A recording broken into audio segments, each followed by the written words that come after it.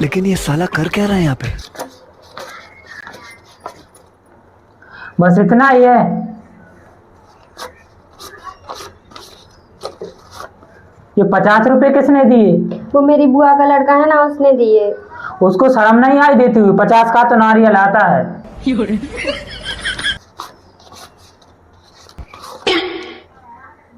और ये 20 का नोट किसने दिया? वो दूध वाले भैया है ना, ये उनने दिया। अच्छा ठीक है, बना बना खूब भाई बना। और वो तेरी मौसी का लड़का है, वो ज्यादा होशियार बनता है, उसने कितने रुपए दिए? उसने कुछ दिया या नहीं? ये 200 का नोट है ना जो, हाँ ये उसी ने दिया। अच्छा फिर सही है, बना बना खूब भाई बना। और नहीं है तेरे पास? हाँ है ना, रुको 1 मिनट। बड़ा हरामी हो बेटा।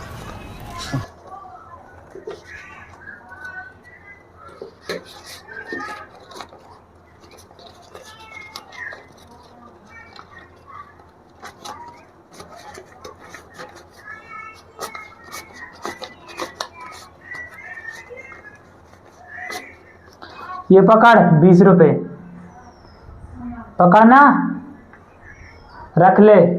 और तू खूब भाई बना, ठीक है? खुश रहना, जा।